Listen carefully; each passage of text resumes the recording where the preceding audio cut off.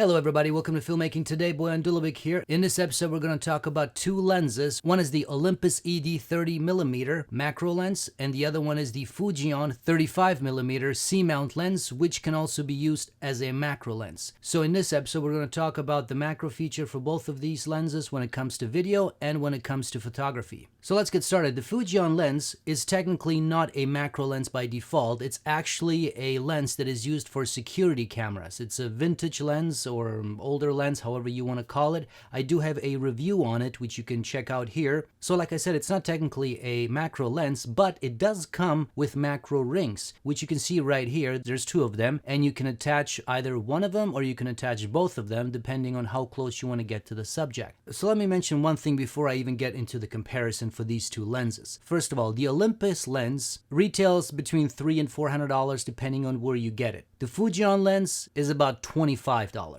That's US dollars in both cases. That's a huge price difference. To be fair, the Olympus lens overall is better. It provides better quality, it gives more sharpness, and just overall it is a better lens when it comes to quality. However, the Fujian lens does give the image or the video a certain look in the way it creates distortion around the object. So it's not a lens that you should discount and just say, well, the Olympus is obviously better and that's it. There's more to it than just the overall quality. It all depends what you're going for. So let's get started with the comparison. Now, as you can see, this is a close-up of a 5-cent coin, Canadian, in Canada, in case you don't know. And this is obviously a very small coin. I think it's probably the same size as a US one. As you can see, I got really nice detail out of it. I mean, you can even see the dust on it. I could have technically gone even closer than just this, but you can definitely go right up to it. And this also, by the way, is not altered by any means. This is how it came out of my camera. Now, here's the Fujian, same thing. First of all, with the Fujian, you cannot get as close to it as you can do with the Olympus one, which is why this one appears to be a little smaller. It's just this is as close as I was able to get to the actual object. So that's something to keep in mind.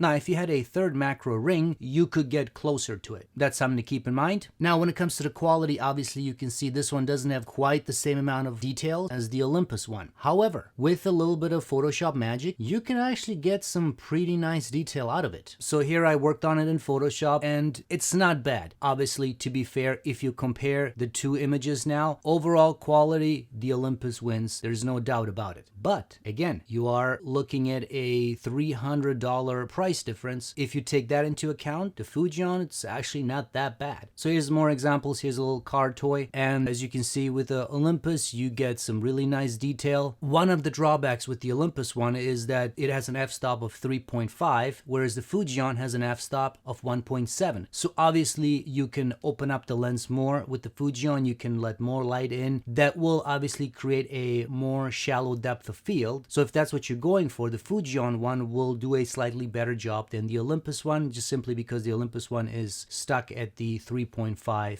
f-stop. And then here's the comparison with the Fujian one. Obviously not quite the same amount of detail, but actually it's not that bad. If you just do some Photoshop magic, you can get some pretty nice results out of this one as well. Now here's another close-up of one of my computer adapters that I have. Again, with the Olympus one, you can see the dust on it. I mean, you can really see every detail on it. Now, another problem with the Fujian lens, as you can see right here, is the fact that depending on how the light is hitting the lens, you can get this type of a lens flare, and it can be a problem. If you have some ND filters or some other filters, it can correct for that problem. Now, as you can see here, I put on an FLD filter. It came with my kit, and it corrected for that problem. Took the image again, and in this case, it got rid of it. So that's something I would definitely recommend. If you are getting the Fujian lens, get a set of filters in case you are dealing with the sun and these types of problems. Now, the one thing you got to understand about the Fujian lens, because it's a CCTV lens used for CCTV cameras, so it's not really meant to be used on actual photography cameras. If you want to use filters, the diameter on the lens is not exactly standardized. So in my case, I actually bought this lens with a lens hood, and that actually gives it a diameter of 46 millimeters, which is great. So that means you can buy ND filters and other filters with a 46 millimeter size. I actually have a step-up ring that goes from 46 to 58 millimeters. Because my filters are 58 millimeters, so I just use that one, put it on, and make it work that way. But that's something to keep in mind. If you are getting this lens, definitely get the one with the lens hood, and then from there on you have more options because the filter size will be more standard than what comes with the lens. And the funny thing is, the Olympus lens has actually a diameter of 46 millimeters, so technically you can take the lens cap from the Olympus one and put it on the Fujian one, which is cool. Or you can just get any generic lens cap with 46 millimeters and slap it on the Fujian lens. So going back to the adapter, here's another example where I went really close with the Olympus lens. You can see the dust,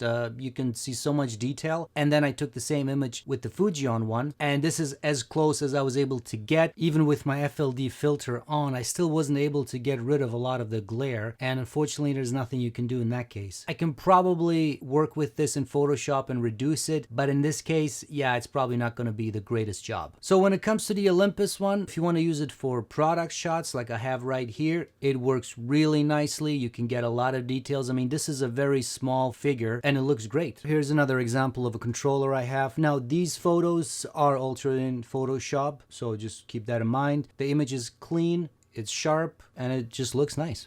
And here's a shot of a leaf, which, I mean, just look at the detail on it. This is a tiny leaf that I found as I was walking around, and I had to take a photo of it. And I mean, the detail on it, just amazing. Again, this has been punched up in Photoshop for sure. And then here we got this little spider here, and this literally was a tiny, tiny spider. Now, this photo I did crop in Photoshop, and I obviously punched it up in Photoshop. The detail is definitely pretty nice on this one. There's no doubt about that. Now, here's where the Fujian lens gives you actually more benefit. As you can see around the object, it creates this really nice blurred out effect, the bokeh effect, and it really makes you focus more on the object. Now, this is specific to this lens. You can't get this type of an effect with the Olympus one. With the Olympus one, you'll get a blurred out background, you know, it'll be a shallow depth of field for sure, but you're not going to get this type of an effect. I did obviously work on this image in Photoshop, but I didn't do anything to create the type of a distortion. That comes from the lens. And then same here, these are all Christmas decorations that I took this last Christmas. It gives you a different type of a look, which really is nice. These are just decorations from our Christmas tree, and this type of a lens definitely helps you make those objects stand out.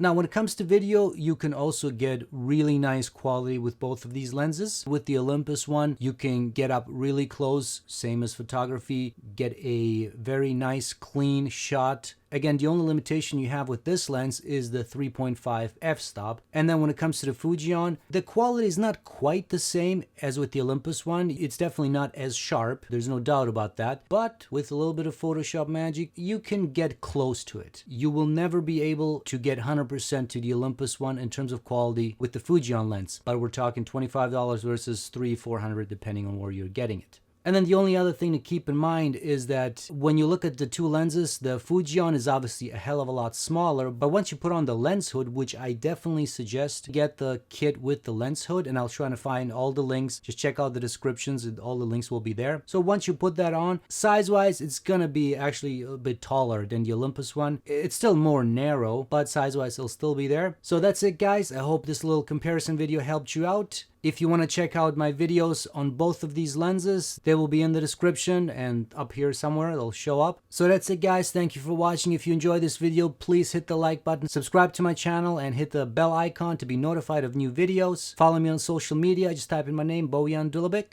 and stay tuned for more. Thanks.